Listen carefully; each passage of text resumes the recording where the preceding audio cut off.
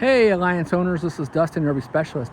So I'm actually standing on top of an Alliance Delta travel trailer, and I'm looking off the roof at an Alliance Avenue that's a 2025. It's in here for some warranty work. So if you own an Alliance and you didn't know, we actually do warranty work on the units. And this is the one that I'm currently standing on top of. We do warranty work for a bunch of different companies, so make sure to check us out. And unlike a selling dealership, we don't sell anything. So we just strictly here for repairs, maintenance, upgrades, that kind of fun stuff. So we're big advocates on keep what you have.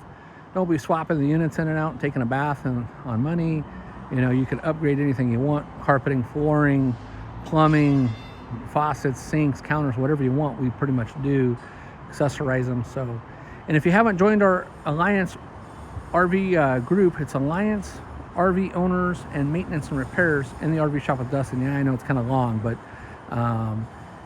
check that out. Check out our pictures or posts or videos, and don't just look at oh, hey, it's a store, or it's a Grand Design Reflection, or it's an Outdoors RV they just closed up the door on, or it's a different brand. All these are similarly put together with the same products.